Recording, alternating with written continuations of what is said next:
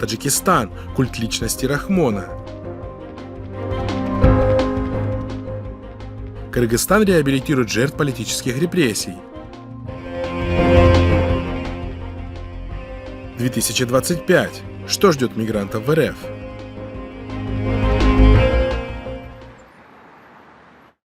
Старший советник Комитета по законодательству и правам человека Нижней палаты парламента Таджикистана, кандидат юридических наук Фируз Сайназимзода, предложил создать Центр изучения посланий президента Таджикистана при Академии госуправления страны. Изучение и анализ посланий президента Таджикистана позволяет глубже осмыслить поднимаемые в них вопросы с политической и правовой точек зрения.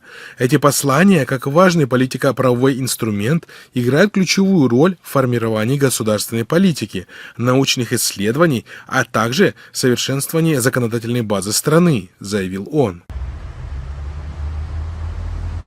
Также Сайназимзода отметил, что создание центра позволит проводить всесторонние научные исследования, анализировать их влияние на социально-экономическое развитие страны и вносить предложения по их реализации. Напомним, что все ежегодные послания Рахмона уже и так транслируются по всем доступным каналам телевидения и радио. Также основные тезисы посланий президента зачитываются с минбара в мечети, а студентов вузов обязывают сидеть в аудиториях и слушать эти послания. پیام پرزیدنت مملکت دورنمای رشدی با ثبات کشور و راهنمای حیات و فعالیت هر یک فرد جامعه میباشد. Культ личности президента Рахмона формировался с течением времени и стал одним из ключевых элементов политической системы страны. Он проявляется в различных аспектах общественной и культурной жизни страны. Одним из элементов этого культа являются многочисленные книги, написанные в его честь, а также произведения, автором которых якобы является сам президент. Официальные издания активно публикуют биографии Эмомали Рахмона, рассказывающие о его скромном происхождении и пути к лидерству. Многие из них подчеркивают его роль как спасителя нации в сложный период гражданской войны в 1990-х годах. Некоторые книги изображают его как государственного деятеля и реформатора, приписывая ему заслуги в обеспечении стабильности и развития. Издаются книги на таджикском и других языках, прославляющие его вклад в сохранение культуры, традиций и независимости Таджикистана. В образовательных учреждениях учащиеся знакомятся с его политикой и биографией через специальные разделы в учебниках. Среди написанных в честь президента книг есть такие, как, например, «Подвиг Эмомали Рахмона», документальная повесть, «Воссоздатель Хатлона» и «Воссоздатель Саогда», книги, охватывающие достижения регионов Хатлон и Саогд под руководством Эмомали Рахмона. Эмомали Рахмон – один из основателей ШОС. Книги, якобы написанные Эмомали Рахмоном, «Таджики в зеркале истории», «О времени и о себе», «Язык нации», «Бытие нации», Эмомали Рахмон о современном мире и внешней политике, «Вводная дипломатия Эмомали Рахмона», «От первого шага до» и другие. Заставлять читать то или иное произведение – это не очень правильно. Потому что если книга интересная, то человек сам будет его искать, причем покупать и зачитываться. Но если она не интересна, то это просто потерянное время. В 2015 году Эмомали Рахмон получил официальный титул «Основатель мира и национального единства, лидер нации». Таким образом, режим подчеркивает его роль в установлении мира после гражданской войны, в укреплении национального единства. Также имеются и другие титулы «Спаситель нации», «Собиратель таджикских земель», «Отец народа». По всей стране установлены памятники и бюсты президента, его именем названы улицы, площади, школы и другие общественные объекты. Государственные средства массовой информации только и делают, что освещают деятельность президента, нахваливая его так называемые достижения и лидерские качества.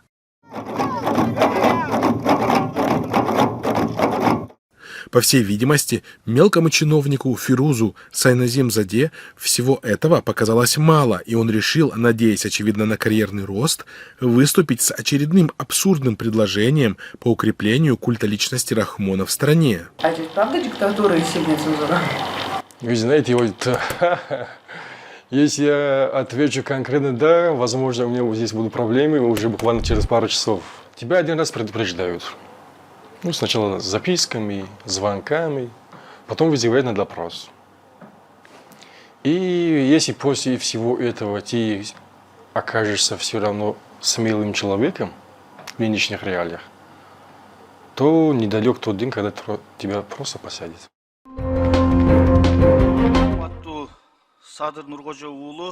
Президент Кыргызстана Садыр Жапаров утвердил закон о реабилитации граждан, пострадавших от политических репрессий в советский период. Этот документ охватывает тех, кто был осужден по политическим мотивам на основании Уголовного кодекса РСФСР, действовавшего на территории Кыргызстана до 1961 года. Об этом сообщает ТРТ. Расстреливали, погружали в машину и отвозили в места не столь отдаленные. Там 138 тел отобитых. Сколько еще развезли по степи, может быть, закопали где-нибудь. Согласно данному закону, к политическим репрессиям относятся решения, принятые в период с 1917 по 1953 годы на основе документов о красном терроре, борьбы с басмачеством, признаков кулацкого хозяйства и других актов. В течение нескольких недель надо было составить такой список, которые подлежали аресту и репрессиям. Вот. Так что то есть это такой был конвейер, значит, перемалывания этого человеческих судеб. Законопроект, предусматривающий реабилитацию граждан, пострадавших от политических репрессий в советский период, был инициирован в январе 2023 года, и в декабре 2024 года кыргызский парламент Жогорку-Кенеш принял соответствующий законопроект, направленный на восстановление прав репрессированных. В 90-х годах, 2000-х, сложился такой стереотип, что политзаключенные, их специально там подбрасывали к уголовникам, чтобы они еще больше были подвержены какому-то террору, унижению, оскорблению. Следует заметить, что в странах Центральной Азии процесс реабилитации лиц, репрессированных по политическим мотивам в советский период, начался после обретения независимости в 1990-х годах и продолжается по сей день. В Узбекистане активно проводится работа по реабилитации жертв политических репрессий. К настоящему времени общее число оправданных достигло 856 человек. Большинство реабилитированных являются так называемыми басмачами. В Казахстане процесс реабилитации жертв политических репрессий также происходит. В 1993 году был принят закон о реабилитации жертв массовых политических репрессий, который стал основой для восстановления прав репрессированных лиц. У нас же репрессии начались уже, если так сказать, борьба с басмачеством, всякие мятежи. Мой прадед Курман Лепесов был осужден в 1927 году, потому что началась волна, это борьба с байством, манапсом как классом. В России шла борьба с кулачеством, а у нас-то кулаков было мало, у нас шла борьба с байством и манапсом. Примечательно, что режимы центральноазиатских стран, реабилитируя жертв красного террора, преследуют скорее имиджевые цели, нежели искренне желают восстановления справедливости. Ведь сами они, в свою очередь, занимаются в своих странах тем же самым, причем порой не в меньших, чем коммунисты, масштабах. Даже Кыргызстан, считавшийся до недавних пор островком свободы в Центральной Азии, где граждане могли высказывать свое мнение и реально оказывать влияние на политические процессы, после прихода к власти Садыра Жапарова превратился в жестокую диктатуру, слепо копирующую российское репрессивное законодательство. Бүгінгі күнде президенттің саяси технологтары бар. Алар Россиядан келген. Азыр иштеп атышат. Азыр иштеп атышат. Орустар бар. Который собирается приехать в страну. С 2025-го, согласно данным сайта «Консультант Плюс», за исключением Республики Хакасия, стоимость патента увеличилась во всех регионах России.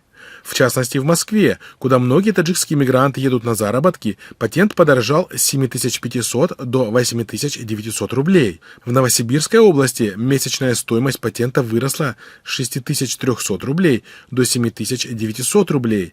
Самый дорогой патент установлен в Краснодарском крае – 17 тысяч рублей. На втором и третьем местах находятся Челябинская область с 15 тысячами рублей и Тверская область с почти 15 тысячами рублей соответственно. Учитывая падение курса рубля для трудовых мигрантов, это существенные дополнительные расходы. Это очередной вид с них для государственного бюджета брать деньги. За экзамены деньги нужно платить или за сертификаты 5000 рублей и так далее. Это обдирал.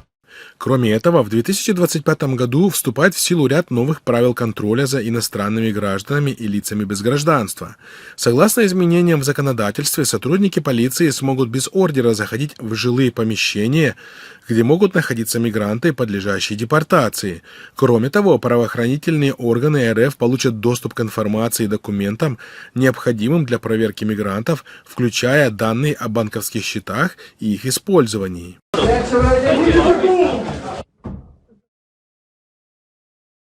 Также с 1 января 2025 года в России сократился срок максимального пребывания иностранцев без виз. Если раньше можно было находиться 90 суток за полгода, теперь 90 суток за год. Речь прежде всего пойдет о сборе и обработке биометрических данных мигрантов, создании цифрового профиля для каждого иностранца. Для чего это делается, всем понятно? При въезде в Россию мигрантам теперь нужно сдавать отпечатки пальцев. Отпечатки пальцев будут брать только если вы приехали на работу или планируете остаться надолго, дольше 90 дней. Также при въезде будут фотографировать. Смотрите, вон там сколько людей, видите? Вот так вот подниму повыше, видите, да? И вот. Вот такая вот тема. Работу для иностранцев ограничили уже в 22 регионах России.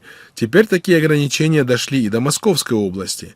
В Московской области с 1 января 2025 года установили запрет на найм иностранцев с патентом в сферах здравоохранения, образования, культуры, спорта, досуга, торговли, а также уличного питания в нестационарных точках.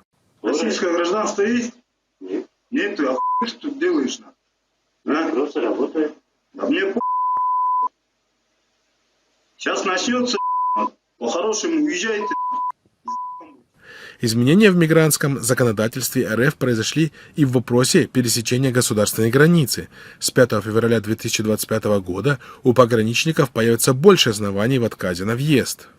Общество у нас абсолютно вскипело. Мозги за год изменились. Все ходят, мигранты, мигранты, мигранты. Больше ничего у них, кроме мигрантов, нет. Люди не хотят ничего слышать, не хотят ничего видеть, и у них только тема мигрантов.